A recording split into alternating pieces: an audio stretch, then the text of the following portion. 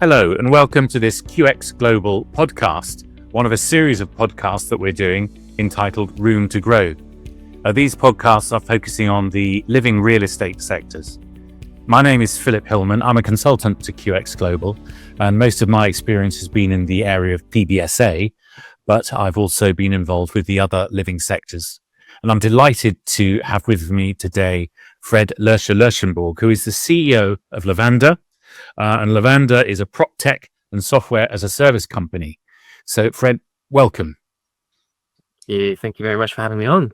That's all right. Now, I thought we'd perhaps look first at Lavanda as a company, because whilst many people who are in student housing, may well have seen you at conferences and heard you speak on panels, they may not necessarily fully understand what Lavanda do. So, could you tell me first that what was the journey that got you involved in a company called Lavanda? Yeah, happy to share. So Lavanda, we started as a very different business. The name comes from the Latin to clean, and we had an operational and technology business that started when Airbnb and Booking.com kicked off on the consumer side. We thought a professionalized version of that, including operations, doing it all ourselves, could be really interesting. But then when we launched, we actually got a huge amount of demand from small build to rent, small student companies, entrepreneurially kind of trying to figure this out, just getting in touch and saying, you're kind of not quite doing it for us, but we would love to kind of figure this out. And so we quite quickly realized, gosh, that's really interesting. Let's speak to them. And we suddenly became aware of the bigger opportunity and realized that, real estate was raising huge amounts of money. My background is in asset management, was very aware of that. And that there really just wasn't any solution for short and medium term rentals in the context of student or multifamily. And so we very, very quickly realigned. We realized you have to be good at something, and you can't do technology and operations in our view. You have to kind of pick your lane. So we sold and closed down our very nascent early operational business, although it was great to learn how to do things from a practical perspective, and then focused everything on technology and have kind of kept going since then. And it's actually our 10-year anniversary coming up. So it's been Congratulations. And thank you. Yeah. And so what does Lavanda do now then? It's no longer a laundry business. What is it that you're doing? No longer a laundry business, but we basically have two products. One is our short stay product that helps to do short-term rentals, so down to one night, in any gaps around a business for enterprise real estate. So that would be typically kind of your student summer. It might be your lease up in build to rent, that type of thing. We work with a lot of partners in the industry. We work with about 65% of the PBSA market. So, a significant amount of the brands, although I would say people are early in those adoption cycles. And then we have a full property management system, which is really our true vision of short, medium, and long-term rentals in a full PMS, property management system, and which we sell as a standalone technology product. And some of our signature partners include Greystar and Unite, who are doing that, at scale. So it is all underpinned by the same technology. We are a purist technology company, but we have these kind of two solutions. One is a bolt-on to any business, short stays, and then one is the whole technology gamut, and largely focused on Europe. We do have business in the US, Middle East, and Australia, where customers sort of bring us, but really Europe is our core. Is it still predominantly student housing? It's interesting. We actually started in build to rent. Which was interesting because I think maybe at that point in time, everyone had their first portfolios. They were very fresh. Nobody had any preconceptions of how things were to be done 8-9 years ago. So we got our break into that with JLL and other partners, M&G, Savills, others. But then the pandemic suddenly drew a huge amount of demand on the student side. Obviously, buildings were empty. People were... I always think in periods of crisis, you actually get acceleration of technology because, frankly, people have to do different things. Necessity is the mother of creation, as they say. Yeah, exactly. And I don't think anyone's expecting, touch wood, expecting a pandemic, but I think the volatility related to stuff like that has not abated. Since then you had the interest rate crisis. Now you've obviously got, I know tariffs are not exactly domestically related, but they certainly cause great concern around recessions and other things. So really the short stays thing becomes a play against volatility. It's to diversify revenue into student and all that kind of stuff. But now our business, is about 70% student. So it's been a big shift, big growth area for us. So that other 30%, is that mostly build to rent, PRS, co-living. Co-living, exactly. So on the continent, co-living seems to now have slightly rebranded itself as flex living, and it has a very overlapping Venn diagram with build to rent multifamily, as you can kind of imagine. Similar investors, similar strategies, and they're doing So that's kind of the other 30%. And do you think actually that a lot of the issues facing these various living subsectors are the same issues? I mean, clearly each one has elements that makes it unique, but I've always thought there's a convergence going on between all these living subsectors, not least driven by it having the same investors, as you mentioned, and in some cases, the same operators. Yeah, I think it's a really interesting one. I think you have the capital markets who as you know, as a pioneer of student as an asset class, love to define things. They love student to look like this and they can apply their cap rates and all this kind of. But actually, I think you're right. I think the reality is massive amounts of convergence. I think you're seeing build to rent multifamily move into student and flex living, and actually you're now seeing student move into co-living and even BTR. So, Homes for Student, for example, just launched their new venture into Europe. And so a whole bunch of these, I think, are converging. And I think partly it's demand, but it's also regulation. The new regulatory act coming into the UK will likely mean that build to rent may end up taking on nuances of flex living if people can kind of walk away from leases. Equally, if for some reason the current weakness in student numbers becomes more systemic, which I'm not saying it is, but if it does, then you're going to need to fill those things, and then really student becomes flex as well. So you kind of have this convergence. There is a gap between that and how the capital markets play to it. So obviously, everybody needs to think about the trading and down the road. But I think on the ground and in the demand side of things, people want that flexibility. Therefore, you need the tools to be able to make it low cost and efficient. And that's where we come into play. It's interesting at the moment, I'm hearing that the letting trajectory is a bit later than usual. And in some markets, as you know, last year, it remained difficult all the way through. So I suppose there is probably increased pressure on operators to get their ducks in a row. And that is something that you'll be trying to help them address as well. Yeah, I mean, we are, we have had a record amount of inquiries for existing customers and new partners who are somewhere between struggling really seriously with that kind of dynamic or just wanting to optimize. I think the sort of the business plan spreadsheet plus 10-12% per annum type model just isn't there. So you've got to make up those returns somehow. Costs are hard to change without really significant investment. So the best thing you can do is, optimize that revenue and maximize kind of bums on seats throughout the year. Yeah. So I had wanted to invite you onto this because I see you as a bit of a tech pioneer in Lavanda. Well, you're a founder of Lavanda, and I see Lavanda as one of those who've been sort of pioneering in the sector, particularly on the tech side. So I'd like to ask you a few questions about how you think tech is going to be being used and played in the sector, and not just student. I'm interested in the wider living sectors.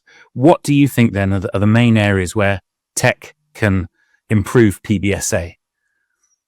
Okay, yeah, great question. So I think that I don't think it's an understatement to say that the advent of AI is genuinely a complete game changer. Internally, we talk about it as the difference between pre-computers and direct websites and post. I think before that advent, you would obviously still fill buildings, kids would still come, they would get their brochures from the universities and all that kind of stuff. And at that point in time, the internet started to begin, and everyone kind of knew that it was interesting, but it took a very, very long time for people to grapple. Now people invest huge amounts of money in their customer journey, their online, search partners, their marketplaces, their funnels, their CRMs, their sales teams. And all of that, I think, is going to change really dramatically.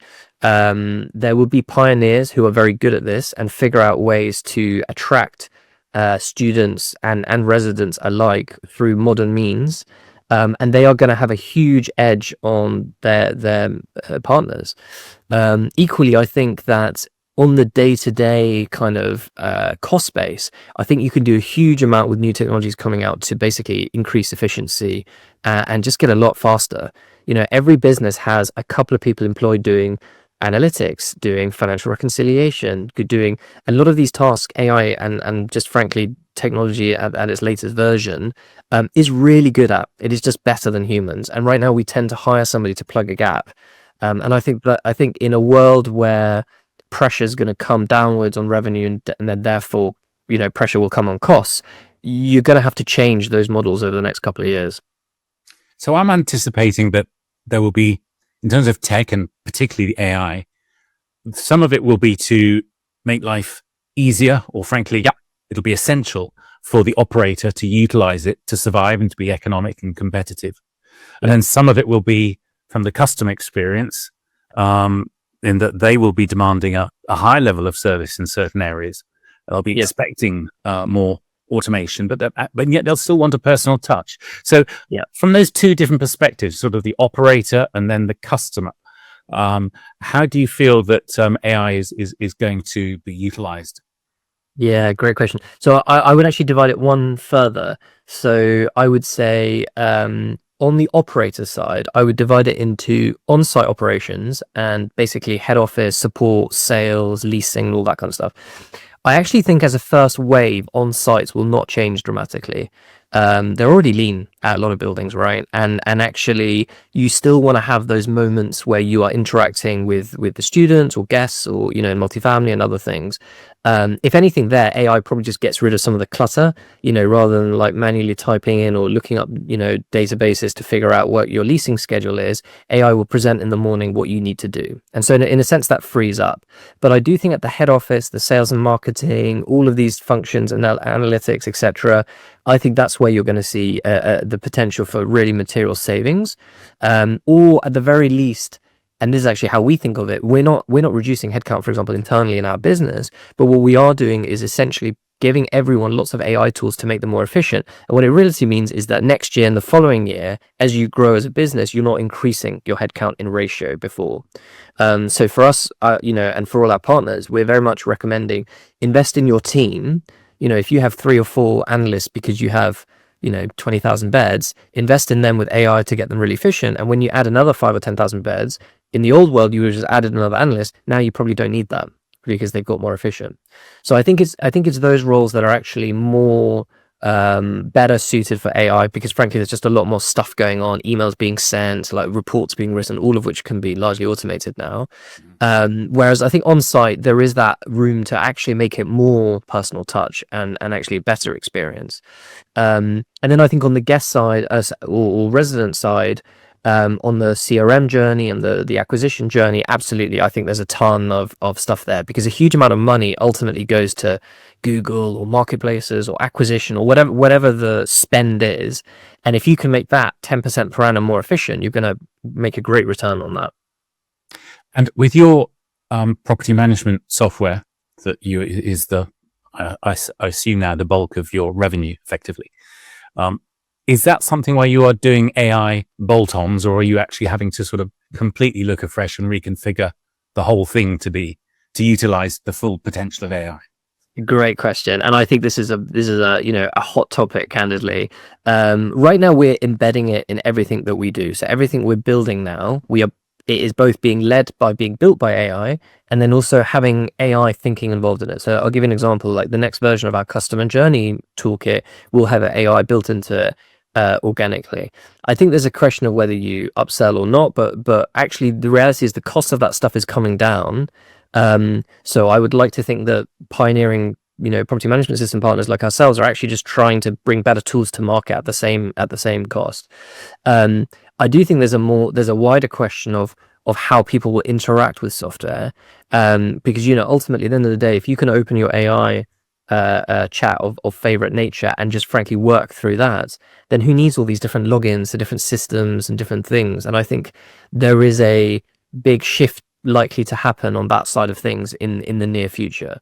So for example, if you are a leasing manager, you might want to just deal with a chat interface where you are just saying, I met the student, and then actually you want the AI to go and put that in the CRM and register the invoice and do all the stuff that used to open in 4 different other applications.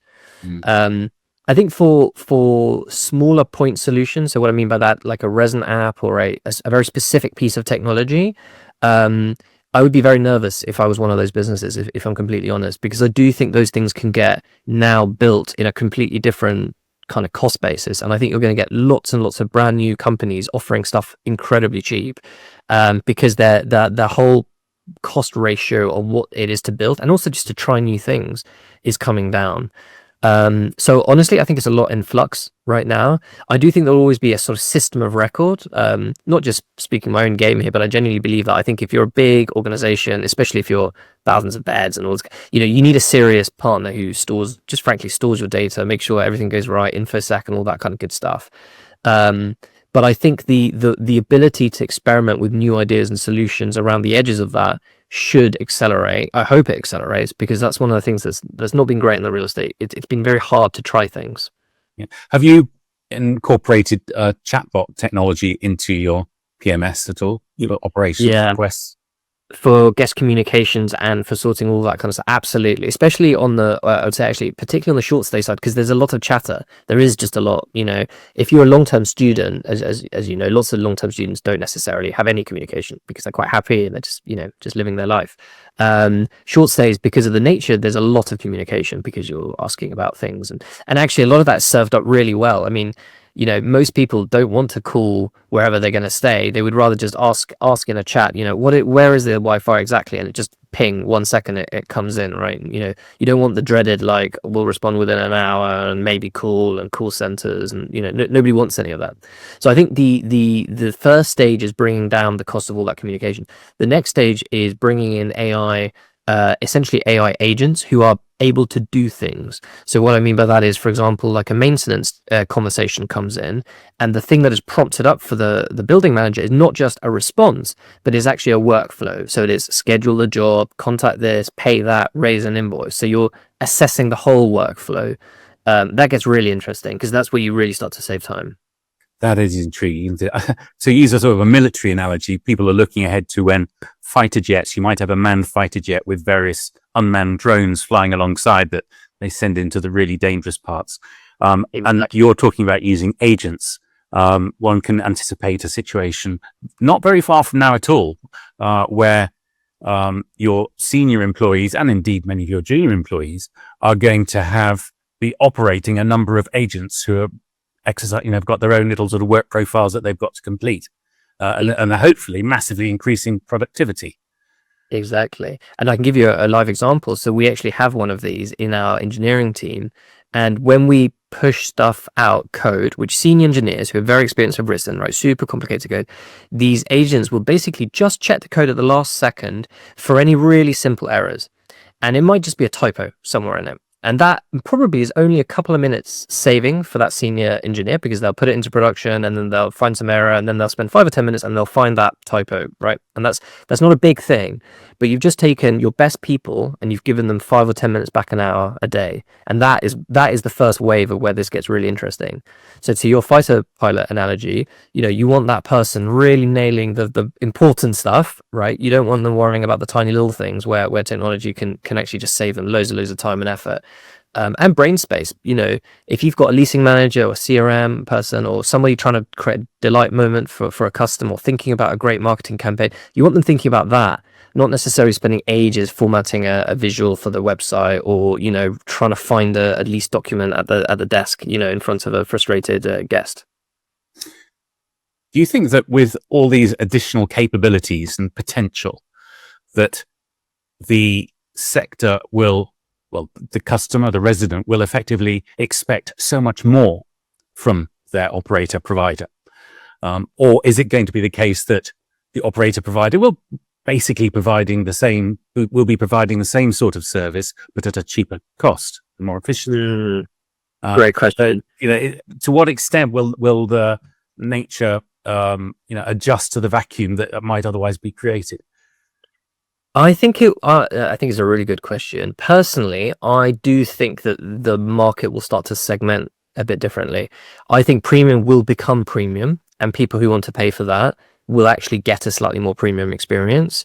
Your Vitas or whoever it is that is doing great buildings will also add on genuinely good service and become known for that, and maybe start to be able to charge a more significant premium. I do actually think, and frankly, I actually, on a personal note, hope so. A larger amount will move down in price, because I think affordability and accessibility in terms of financialness is a really big problem. And I think that if you can reduce the cost to serve by 20-30%, and you share an element of that with the resident to bring the overall cost burden down, you're going to get a much more loyal base, who are also maybe more likely to stay in later years of study, but also maybe fulfill this vision, which I don't think has really been filled, of you capture the student and then you have co-living flex or build to rent afterwards, and they kind of stay with you. And I don't know if right now the price point is actually making that true, or the service point is making it true. There's a little bit of both, right? It's a little bit too expensive, and there's probably not enough service. And so if you actually differentiate into those two, you get a more real proposition for people who then might actually start to find the longer term renting thing more appealing than they have. You mentioned about the high end. You mentioned the Vitas as an example. I'm just wondering if the very high end, the ultra premium studio product or whatever it is, where they're actually there, it will keep the human touch. It'll be the personal concierge service rather than the chatbot. Yeah, I don't know. and to take the analogy from high-end hotels, one of the reasons why there's so many amazing like high-end hotels nowadays is actually because they're using a lot of technology, including AI, to bring the relative cost of that down. So you are hiring some quite expensive front of house people who are really great, but you manage to bring down the overall burden of that basically the cost of that. So you don't have sort of 500 people in the background trying to figure it all out. I do think that could be a really interesting proposition and be quite attractive, actually. So what do you think are the biggest challenges facing the shared living sectors, and how do you think tech will be able to help Well, I think respond to them? Look, I think probably right now, unfortunately, the biggest problems are macro related, which is hard. I think that if volatility continues, I do think student numbers are going to be very disrupted. I think multifamily numbers are going to be disrupted, and I think building is going to be disrupted. Right now, that then all has a lag and build effect, as you'll be very familiar with. In the US, for example, we're seeing multifamily supply numbers actually coming down now, which is kind of an interesting point in time, and a lot of volatility around Trump and other things that are really impacting what's going on. I do ultimately think, though, that with better technology and diversification of the revenue, that's probably the biggest thing operators can do right now, because then you're, by definition, de-risking your overall profile. I actually already think in student, it's not acceptable as an operator to say, I'm at September, October, that's kind of it for the year. Like, I don't think that's working hard enough, basically.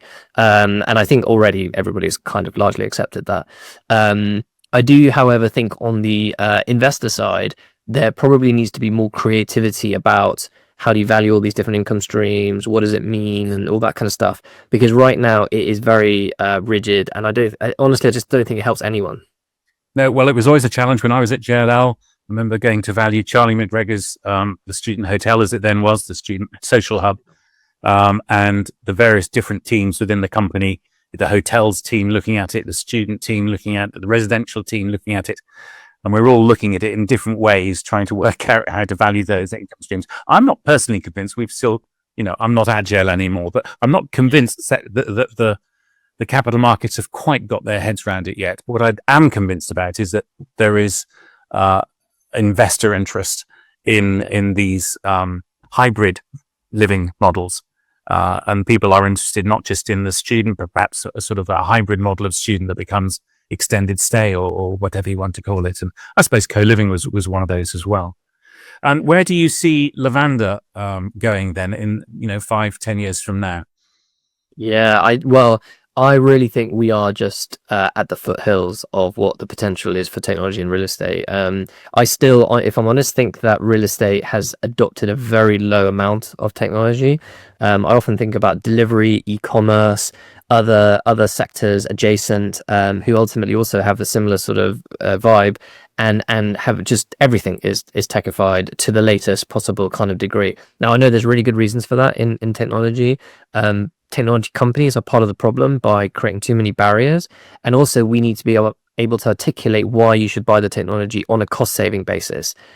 People will not buy stuff when you have, if essentially 40 to 50 times your net income as your valuation. You need to be able to prove that, because otherwise your cost is not that, it's that plus times your cap rate. So you really are in a world where you need to kind of prove that value. But for us, especially with the ascendancy of AI, I think this is a sort of 5, 10, 15-year cycle, which is very similar to being back in kind of 70s, 80s, 90s, pre-internet, and actually not even really knowing where this is going to go yet. And I think software and technology will look fundamentally different in 5 or 10 years. And therefore, it's likely that the winners right now are not the winners at that point. If we look at history, that tends to be the way. I don't think a lot of people in kind of vertical property management software and other parts like ourselves, we're not building the models. We're not, we don't need to. That will become like the servers of today. Tomorrow, the kind of AI backbone will be very, very and is increasingly democratized, especially with open models coming out. But it is how you apply that to genuinely solve problems that's the arm race. And I guess that also software as a service is capable of being fairly flexible when it comes to geographies, subject to the local licensing and language issues. But AI is pretty much sorting out the language issues, or it's getting there. So globally, I imagine that you would be hoping for your company to be operating on a truly global scale. But it's a great point there, right? I mean, translating customers' websites into 15 different languages used to be not just really annoying, but quite expensive. Even relatively recently, the cost was still £5,000 a website, whatever it is, right? So it adds up quickly. Now that can be done in an instant on AI, right? And genuinely quite good. So you're right. All of these kind of blockers to selling and expanding are just coming down and down. And I think that's good for the industry. It's good for the real end consumer, the resident, because ultimately they don't care about any of this, right? They just would love a better experience. So I think that's only good, and I think there should be a bit more of a Darwinian kind of success in the market where people who bring out great things are rewarded and can expand and aren't limited by admin or API gating or all these things that kind of slow down progress in the market. Fred, it's been an absolute pleasure. Thank you very much for joining us for this podcast. Thanks a lot. Brilliant. Thank you, Philip. Thank you, QX. Pleasure.